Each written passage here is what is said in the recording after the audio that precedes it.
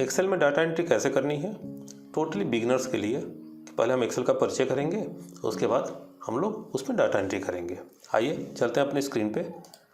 तो हम अपनी स्क्रीन पे आ गए, हमने एक्सेल खोला हुआ है। तो सबसे पहले जो बिल्कुल भी बिगिनर है उनको भी देख लेना है, एक बार समझ लेना है एक्सेल की कुछ बेसिक चीज़ें जो कि बाकी सॉफ्टवेयर से अलग होती हैं, इसको अलग करती हैं, उसको हम लोग समझ लेते हैं। देखिए ये एक्सेल का पूरा हमारे सामने इंटरफेस खुला हुआ है। यहाँ पे देखिए कि ये जो आप टेबल जैसा ये सब देख रहे हैं, इनको हम एक्सेल का स्प्रेडशीट कहते हैं, एक्सेल की शीट भी कहते हैं कुछ लोग। इसमें जो इम्पोर्टेंट चीज़ है वो मैं बताऊँगा, बहुत डीप थियरी नहीं करूँगा, कोई मतलब नहीं उसका। इसमें सबसे पहले मतलब क्या क्या जानना चाहिए एक्चुअली किसी भी एक डाटा एंट्री ऑपरेटर को, यानी कल को आपको डाटा एंट्री का काम करना है तो क्या क्या बेसिकली जानना चाहिए वो फिलहाल हम लोग बात कर लेते हैं। सबसे पहले इसको हम लोग समझ लेते हैं, ये एक्सेल के शीट बोलते हैं इस एरिया को, ये पूरा एरिया देख रहे हैं, इसको स्प्रेडशीट भी बोलते हैं। इस स्प्रेडशीट में ऊपर देखेंगे ये अल्फ़ाबेट्स बने हुए हैं, ये अल्फ़ाबेट्स ABCD ऐसे लिखा हुआ है और इस पर क्लिक करने पे ये पूरा का पूरा जो है सेलेक्ट हो रहा है। ये जो आप अल्फ़ाबेट यानी कि जो वर्टिकल पट्टियाँ देख रहे हैं इनको कॉलम्स बोलते हैं। इसी तरह यहाँ देखिए 1 2 3 लिखा हुआ है, ठीक है। ये 1 2 3 जो लिखा हुआ है ये सीरियल नंबर नहीं है, यह रोज़ के एड्रेसेस हैं, इनको रो बोलते हैं।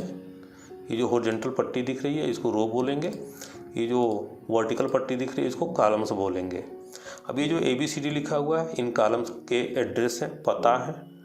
और ये जो 1 2 3 4 आप देख रहे हैं, ठीक है, ये इन रो के जो रो है एक रो, तो ये रो जिसे रो 5 है इसका एड्रेस है 5। ये कॉलम J है, ये कॉलम P है, ये रो 14 है। It's not a 14 number, it's the address of this row. तो ये रो और कॉलम हमको समझना बहुत ज़रूरी है एक्सेल में काम करना है। तो अब बात करते हैं, ये देखिए मैं जहाँ जहाँ क्लिक कर रहा हूँ यहाँ पे एक ब्लैक कलर का बॉक्स बन जा रहा है, इनको भी समझना बहुत ज़रूरी है। ये जो ब्लैक बॉक्स आप देख रहे हैं इसको बोलते हैं सेल पॉइंटर्स, ठीक है, सेल पॉइंटर्स। ये पॉइंटर है जो ब्लैक वाला दिख रहा है। बाकी ये जो आप इसमें खाने देख रहे हैं ना, ये इसका ये सेक्शंस देख रहे हैं कि इनको सेल्स बोले जाते हैं। अभी हमको इस सेल में अगर काम करना है, मतलब जिस सेल में हमको काम करना होगा उस सेल में सेल पॉइंटर को ले जाना पड़ेगा। इस सेल में काम करना है, यहाँ पे क्लिक करेंगे तो सेल हमारी यहाँ से यहाँ चली आएगी। देखिए जब क्लिक किया सेल पॉइंटर वहाँ चली आई। अब जिस सेल में ये सेल पॉइंटर होता है उसको बोलते हैं एक्टिव सेल।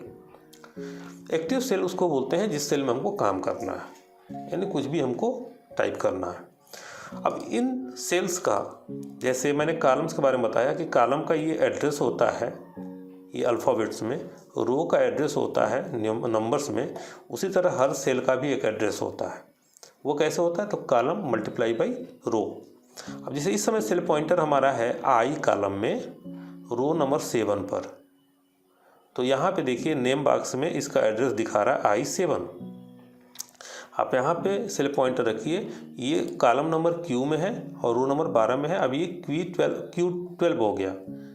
तो ये 3 चीज़ जानना बहुत ज़रूरी है इसमें काम करने के लिए। आप समझिए हर कॉलम का एड्रेस होता है, हर रो का एक एड्रेस होता है और हर सेल का भी एक एड्रेस होता है।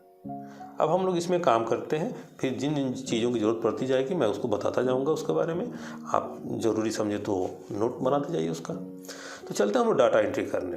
तो चूँकि मैंने बताया कि बिगिनर्स के लिए है तो पहले डाटा एंट्री भी समझा देता हूँ। डाटा एंट्री एक्चुअली क्या होती है। डाटा एंट्री का मतलब होता है कि कुछ इन्फॉर्मेशन, कुछ रिकॉर्ड्स हैं हमारे पास हार्ड कॉपी में, फॉर्म्स में। जैसे मान लो किसी स्कूल में आप काम कर रहे हो, किसी कॉलेज में काम कर रहे हो, वहाँ पे सीजन आएगा एडमिशन का तो ढेर सारे बच्चे उसमें फॉर्म भरेंगे, सबके फॉर्म्स ऐसे आ जाएंगे और उसके बाद उन फॉर्म्स को हम क्या करेंगे, कंप्यूटर में एज अ रिकॉर्ड फिल करेंगे। तो उस एक एक फॉर्म को हम क्या करेंगे, जब इसमें यानी कंप्यूटर में फिट करेंगे तो उसी को हम डाटा एंट्री बोलते हैं। कि वो इन्फॉर्मेशंस क्या है, वो रिकॉर्ड होगा डाटा, और उसको हम जब सिस्टम में डालेंगे तो कई ऐसे प्लेटफॉर्म होते हैं जहाँ पे डाटा एंट्री की जाती है, जिसमें से एक्सेल भी एक है और सबसे ज़्यादा काम एक्सेल में होता है। या ऐसे कर लीजिए कि आप एक्सेल में अगर काम करना जानते हैं, डाटा एंट्री जानते हैं, तो आप किसी भी प्लेटफॉर्म पे डाटा एंट्री कर सकते हैं। कहने का मतलब ये। तो चलिए चलते हैं हम डाटा एंट्री करने। तो डाटा एंट्री करने के लिए सबसे पहले हम ये पहला वाला सेल उठाएंगे A1। यहाँ पे हम उस डेटाबेस का एक टाइटल डालने की कोशिश करेंगे, जो भी हम डाटा एंट्री करने जा रहे हैं उसका एक टाइटल डाल देंगे। आप अपने मन से भी डाल सकते हैं, कहीं काम करने जाएंगे तो वो बताएगा। अब जैसे मैंने एग्जांपल दिया कॉलेज का, तो हम क्या करेंगे कि एक स्टूडेंट डिटेल के नाम से स्टूडेंट डिटेल्स या स्टूडेंट डेटाबेस के नाम से हम एक टाइटल यहाँ पे टाइप कर देंगे। उसके बाद हम उसके नीचे आएंगे, A2 में आएंगे। A2 में हम पहले कर देंगे सीरियल नंबर। वैसे क्या क्या चाहिए आपको वो तो हो सकता है कि आप जहाँ काम करें वहाँ पता चल जाए, मैं आपको एग्जांपल दे रहा हूँ कि मैं होता तो ऐसे करता। उसके बाद स्टूडेंट्स नेम। अब यहाँ पे एक चीज़ हम आपको दिखाते हैं, पहले समझ लेते हैं थोड़ा। ये हमने स्टूडेंट नेम यहाँ रखा किसमें, B1 में। पहले हमने स्टूडेंट डिटेल रख दिया A1 में टाइटल के रूप में। डाउन एरो से हम नीचे आए, A2 में सीरियल नंबर लिखा और फिर राइट एरो दबा के हम फिर B2 में आए और यहाँ पर लिख दिया स्टूडेंट नेम। अभी आप देख रहे हैं कि इसमें स्टूडेंट नेम चूँकि बिगिनर्स के लिए स्टूडेंट नेम में से नेम जो है ना C के नीचे चला आया, लेकिन बेसिकली C में है नहीं, ठीक है। इसके लिए हम क्या करेंगे, ये हमारा जो पॉइंटर है जो मूव कर रहा है माउस से, इसको बोलते हैं सिलेक्शन पॉइंटर। इससे सेलेक्ट किए जाते हैं, कुछ भी आप सेलेक्ट कर सकते हैं माउस दबा दबा के। अब इस सिलेक्शन पॉइंटर को हम इस B और C के बीच में ले जाएंगे। देखिए पॉइंटर का शेप बदल गया। अब यहाँ से हम पकड़ के इसको बोलेंगे हम कॉलम एडजस्ट पॉइंटर का। इससे कॉलम को एडजस्ट हम कर सकते हैं। इसे यहाँ से हम पकड़ के कॉलम को फैला देंगे तो जो B वाला कॉलम है इतना बड़ा हो गया। समझ गए होंगे, एक बार फिर बताते हैं। ये हमारा सिलेक्शन पॉइंटर हो गया। इसको हम जब दो कॉलम्स के बीच में ले जाएंगे तो ये ऐसे बन जाएगा। इस पॉइंटर से इसको कॉलम एडजस्ट पॉइंटर बोलते हैं, नोट कर लीजिए। इससे हम कॉलम को एडजस्ट कर सकते हैं, बड़ा छोटा कर सकते हैं अपने रिकॉर्ड के अनुसार। स्टूडेंट नेम कर दिया, उसके बाद हमने सपोज एड्रेस कर दिया, फिर राइट एरो दबाया, फिर यहाँ पे सपोज करो मोबाइल नंबर कर दिया, फिर सपोज कोर्सेज कर दिए, किस कोर्स में लड़का एडमिशन लिया है, डेट ऑफ बर्थ कर दिया DOB, सपोज इतना ही हमको करना है।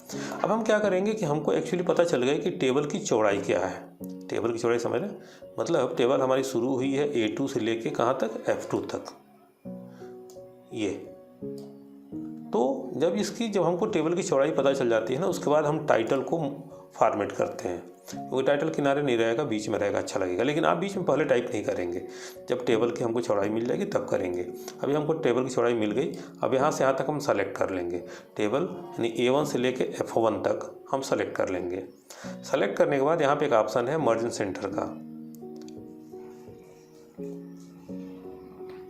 इस पर हम क्लिक कर देंगे। अब क्या होगा ना कि इसमें जो सेल्स थे ऊपर वाले रो में वो आपस में मर्ज भी हो गए और हमारा जो कंटेंट था वो बीच में आ गया। अब इसको हम बोल्ड कर लेंगे, टाइटल है थोड़ा सा बड़ा कर लेंगे, कलर वगैरह भी करना हो तो आप कर सकते हैं। सपोज मुझे ये अच्छा लगता है, मैंने ये कर दिया। अभी क्या हो गया कि एक टाइटल हमारा तैयार हो गया। अब यहाँ पे हम सीरियल नंबर डालेंगे। सीरियल नंबर कैसे डालना वो भी देखते हैं। हमारे लिए हमारे पास 1000 स्टूडेंट हो या 1000 फॉर्म्स हैं तो एक बार 1 लिख के एंटर मार देंगे, 2 लिख के एंटर मार देंगे और फिर 1000 तक नहीं लिखेंगे।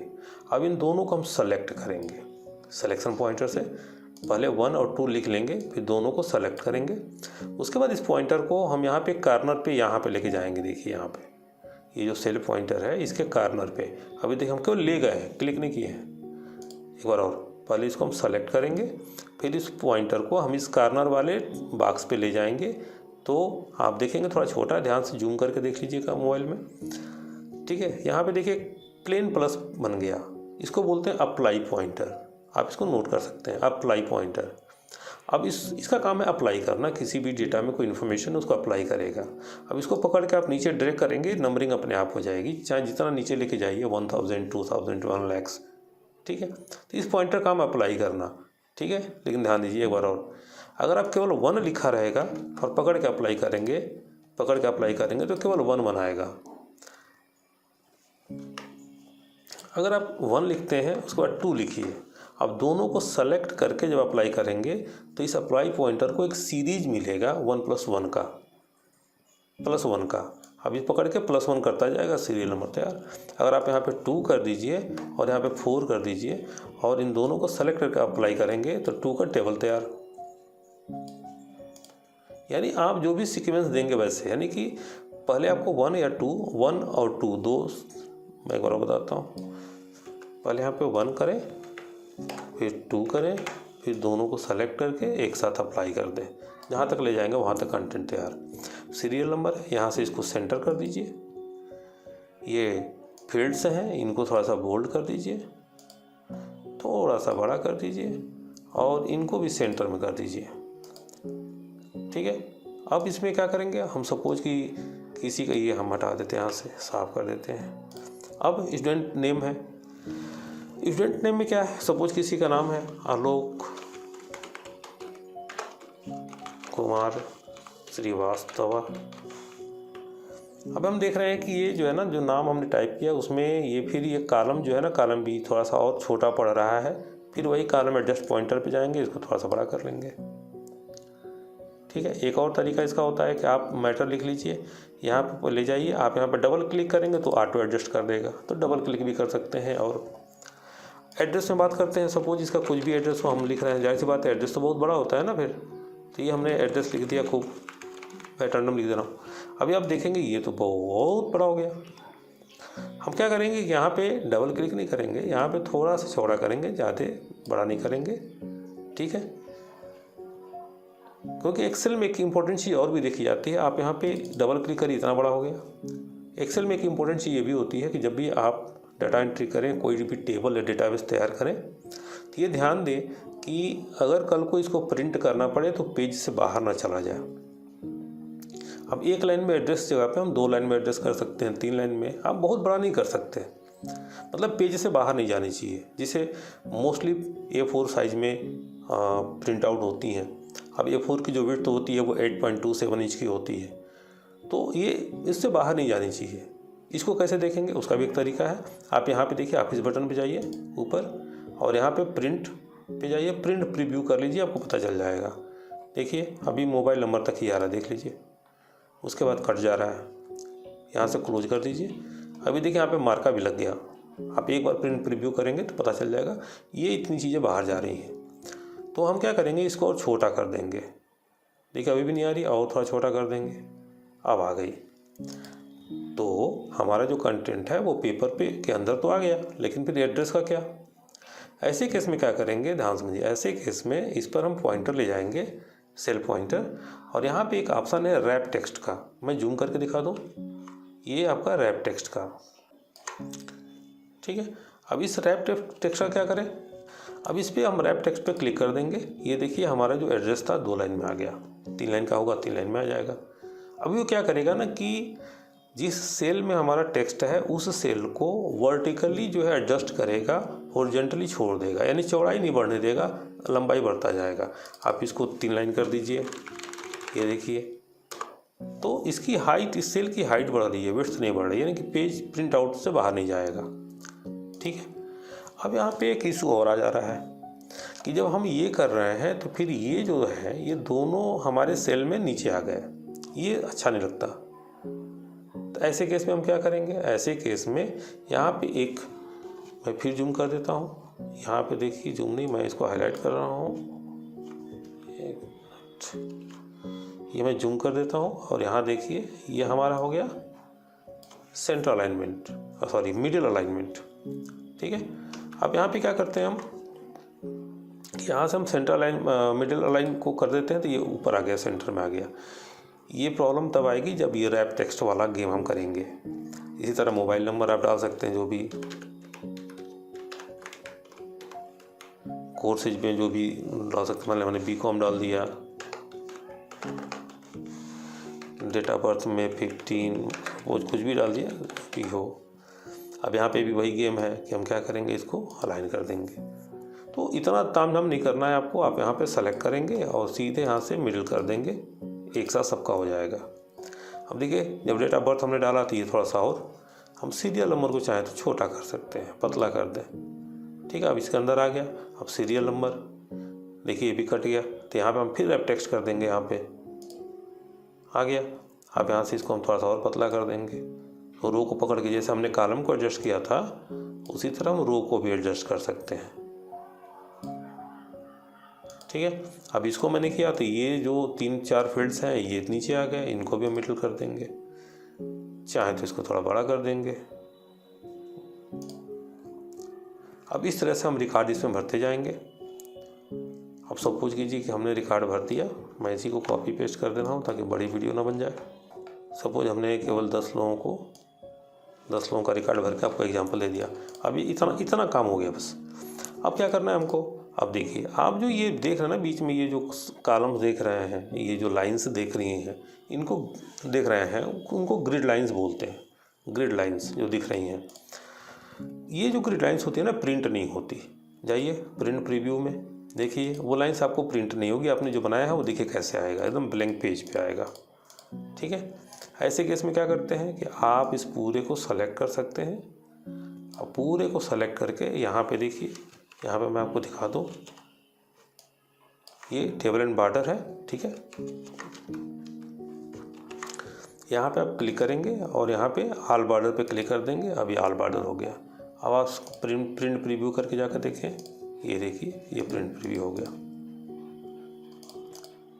ठीक है, ये एक छोटा सा डेटाबेस डाटा एंट्री का हो गया। ठीक है, अभी मैं केवल एक इंट्रोडक्शन के रूप में एक्सेल का परिचय देते हुए बताया, इसलिए मैं इतना ही कर रहा हूँ। इसके बाद जो नेक्स्ट वीडियो आएगी उसमें आपको डिटेल डाटा एंट्री के और भी जो एडिशनल फीचर्स हैं, इसको और शानदार कैसे बना सकते हैं, बड़े बड़े डेटाबेस को कैसे रिट्रीव कर सकते हैं, कैसे उनको मैनेज कर सकते हैं, ये सारी चीज़ें लेके मैं नेक्स्ट वीडियो में आ रहा हूँ। ये एक इंट्रोडक्शन था एक बिगिनर्स के लिए फ्रॉम स्क्रैच। अब इसके बाद जो है इसको और एडवांस लेवल पे कैसे करना है, इसमें और भी ढेर सारी चीज़ें हैं, फिल्टर्स लगाना होता है, बहुत चीज़ें होती हैं। मैं आपको उसके लिए एक डिटेल्ड वीडियो आएगी इसके जस्ट बाद। ये इंट्रोडक्शन था इसलिए मैंने यहाँ तक किया। आई होप आपको पसंद आई होगी। अगर आपको पसंद आई होगी तो इसको लाइक शेयर जरूर करेंगे। Thank you.